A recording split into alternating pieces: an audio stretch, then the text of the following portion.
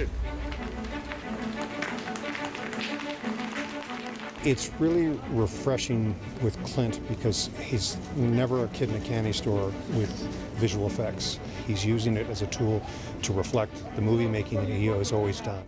Clint likes to make his films almost like the way jazz musicians play their music. You know, they have a whole lot of creative people come in and they come up with a whole lot of different ideas, and you see what comes out of that process. And that's what happened with the tsunami sequence.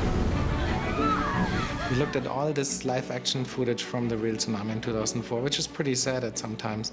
But all of this was like these mobile cameras. So everything was kind of blurry, and our task was really to match this characteristic, with the only difference that it is now in full high definition. One of the key points for Michael was that it feel real, that it's not the big dramatic over-the-top adventure movie, that this is supposed to be a real heartfelt story and you're supposed to be immersed in it.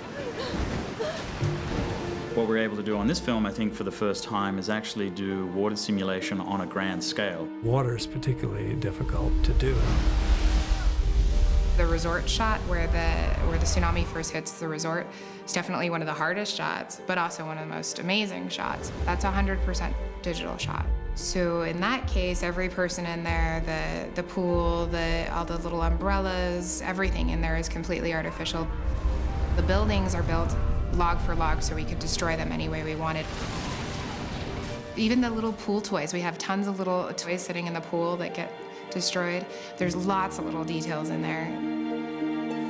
So a lot of the footage above the water is in the tsunami sequence was a lifesaver for us because the lighting in that particular environment was immediately believable. One of the really big challenges was the sheer amount of different situations of water that we had to integrate. Partially tank footage where the actors would have been shot in a tank with live-action water. 3, 2, 1, and action. This tank facility is just amazing. We're shooting it all green screen, which is we're placing the background environment in completely in the digital world. The nicest thing about it, the water is 90 degrees. She's underwater, she's on top of the water, it's complete chaos. It's amazing. We have a multi-million-pound shoot with all the 100 years of cinema technology creating the waves.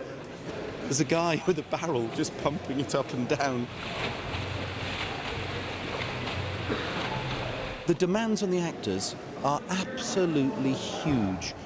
Cecile is fantastic. I mean, today she's been extremely brave and extremely patient. I mean, she's been in the water since 10 o'clock. She's had an hour's break, and she's done very, very well. excellent, guys. And we've cut. Very good. Moving on. Everybody in the visual effect production team had to realize, you know what, Nelly, wait a second. This is not about how cool the tsunami is. This is about the fear and the terror of a woman almost dying. This was not a movie about the tsunami, because it's not a disaster movie. It's about a private person having a near-death experience.